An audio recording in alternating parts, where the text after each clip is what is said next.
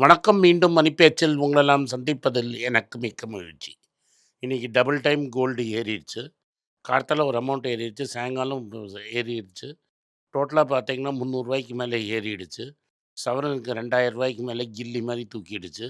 13,500 கிட்ட போயிடுச்சு. 13,480ங்கிறாங்க. 22 கேரட்டு. அதனால கோல்டு வந்து கம்பேக் குடுத்துருச்சு. நம்மளுக்கு பொறுத்தவரைக்கும் அந்த நேரோ ரேஞ்சில கோல்டு இருந்துட்டே இருக்கு. அதனால 12,990 வரைக்கும் போச்சு. இது இந்த ரேட் வரைக்கும் இப்போ 13,480 வரைக்கும் ஏறி இருக்கு. இது இன்னைக்கு ரொம்ப இம்பார்ட்டண்ட்டான செய்தி. மார்க்கெட்டு இறங்கிச்சு.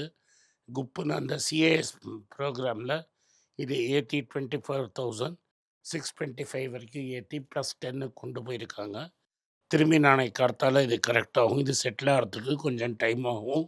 அது வரைக்கும் நம்மளால கரெக்டா எவ்வளோ தூரம் போகுதுன்னு யூகிக்க முடியாது. இன்னைக்கு பெரிய நியூஸு ரத்தன் டாட்டாவோட மெமரிக்கு இது கரெக்டா இருக்கும். ஃபர்ஸ்ட்டு டைம் ஒரு இந்தியன் கார் கம்பெனி 3 10,00,000 வண்டி கிட்ட நெருங்கிட்டே இருக்குது. நான் முன்னாடியே உங்கள்ட்ட சொன்னேன், இண்டிகா 10,00,000 வண்டி அது மாறிடுச்சு. அடுத்தது டாடா நெக்ஸான்ங்கிறதும் நியர்லி 10,00,000 நெருங்கிட்டு இருக்கு. இன்னொரு 1 ஆர் 2 மாசத்துல அது 10,00,000 தாண்டிடும். இப்ப லேட்டஸ்ட்டா வந்திருக்கிற நியூஸ் என்னன்னா, டாடா பஞ்ச் அதுதான் இந்தியால ஃபாஸ்டஸ்ட் எஸ்யூவியா இருக்குது. மாருதிய கேட்சப் பண்ண முடியல. கன்சிஸ்டன்ட்டா நெக்ஸானும், எஸ்யூவியும் அஹெட்டா இருக்காங்க. அதுதான் இந்தியால ஃபாஸ்டஸ்ட் க்ரோயிங் செக்மெண்ட்டு. 8,00,000 வண்டி தாண்டி விட்டது. அதாவது லான்ச் பண்ண 5 வருஷத்துல 8,00,000 வண்டி தாண்டி இருக்கு. இவ்வளோ ஸ்பீடா எந்த வண்டியும் இந்த லெவலுக்கு வந்ததில்ல. இது both EV and as well as பெட்ரோல்டு கூட இருக்கு.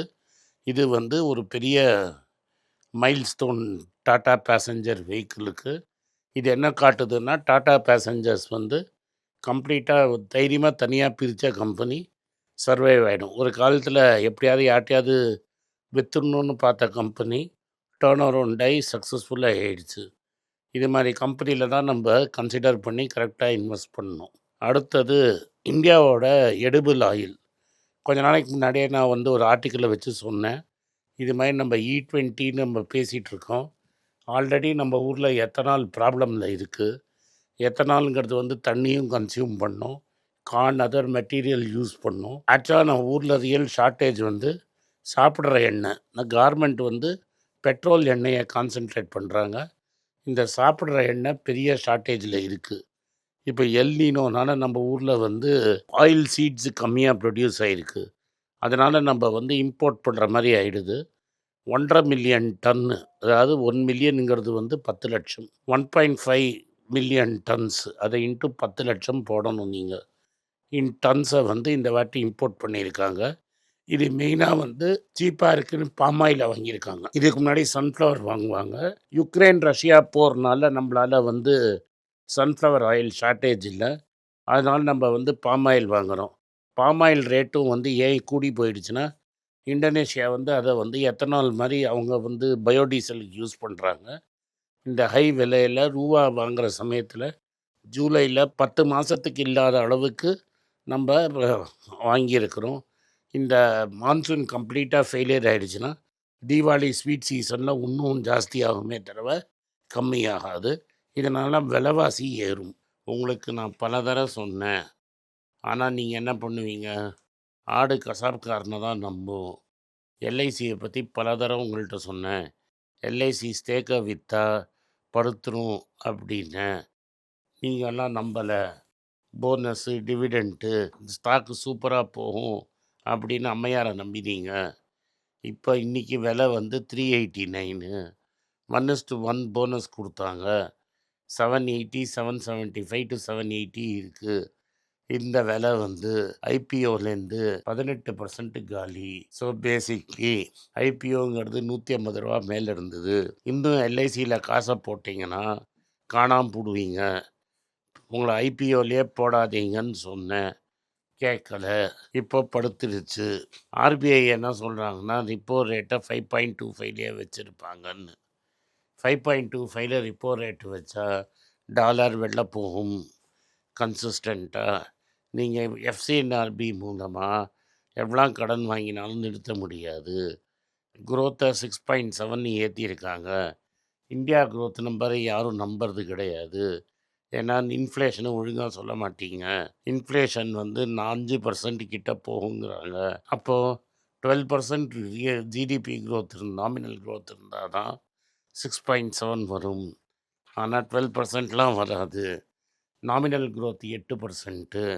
இது 7.5%. கல்யாண் ஜுவல்லர்ஸ் வந்து 32% இன்க்ரீஸ் ஆயிருக்கு ப்ராஃபிட்டுங்கிறாங்க. இது ரூவா கணக்குல சேல்ஸும் இன்க்ரீஸ் ஆயிருக்கு. இது சேல்ஸ் இன்க்ரீஸ் ஆயிருக்கு, ப்ராஃபிட்ஸ் இன்க்ரீஸ் ஆயிருக்கு. நீங்க கோல்ட் டன்னேஜ்ன்னு பார்த்தீங்கன்னா, கம்மியா தான் வித்திருக்கு. விலை ஏறுனதுனால உங்களுக்கு டர்ன் ஓவர் ஏறுன மாரி இருக்கு. ஆக்சுவல் நம்பர் சரி கிடையாது.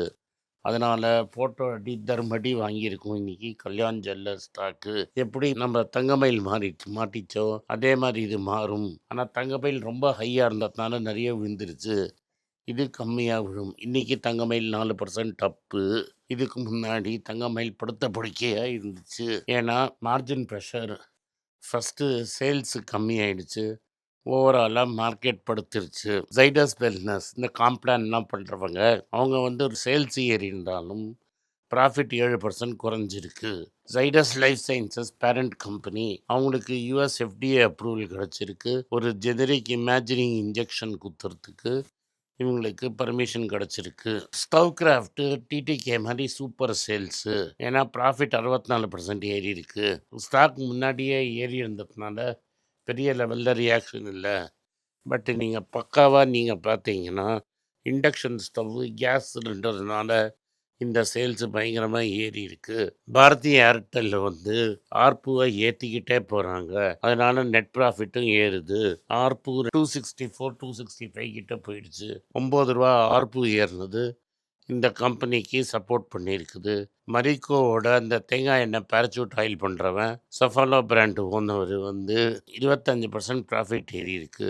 இது மெயினாக வந்து வால்யூம் ஏற ஏற ப்ராஃபிட் ஏறி இருக்கு.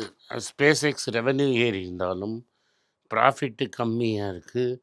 ரெவென்யூ ஹெவி இன்வெஸ்ட்மெண்ட்ஸு ஜாஸ்தியாக இருக்கிறதுனால இன்றைக்கி திரும்பி நேற்று ஸ்பேஸ் எக்ஸை அடித்தாங்க. மற்ற ஸ்டாக்கெல்லாம் ஏறுறச்ச ஸ்பேஸ் எக்ஸு தர்மடி கண்டினியூ ஆச்சு. சிப்லா வந்து இன்வாஜின் அப்படிங்கிற ப்ராடக்டை அவங்களோட நியூயார்க் மேனுஃபேக்சரிங் ஃபெசிலிட்டியில் மேனுஃபேக்சர் பண்ணலான்னு டிசைட் பண்ணியிருக்காங்க. டாக்டர் ரெட்டிக்கு வந்து சுகமெடெக்ஸ் அப்படின்னு ஒரு இன்ஜெக்ஷனுக்கு அமெரிக்கா பர்மிஷன் கிடச்சிருச்சு. இந்த இன்ஜெக்ஷனுங்கிறது வந்து introduce a generic equivalent of Bridion. மெரிக்கோட பிரைடானை இவங்க லான்ச் பண்ணியிருக்கிறாங்க. மார்க்கெட் எக்ஸ்க்ளூசிவிட்டி போனோன்னா இவங்க உள்ளே வந்துட்டாங்க. சன் ஃபார்மா வந்து ப்ரீமியம் ஃபெசிலிட்டிஸ் வச்சுருக்கு. அதை வந்து ஆஃப்செட் பண்ணுற மாதிரி யூஎஸில் ஒரு ஜெனரிக்ஸ் பிளான்ட்டை பண்ணியிருக்காங்க.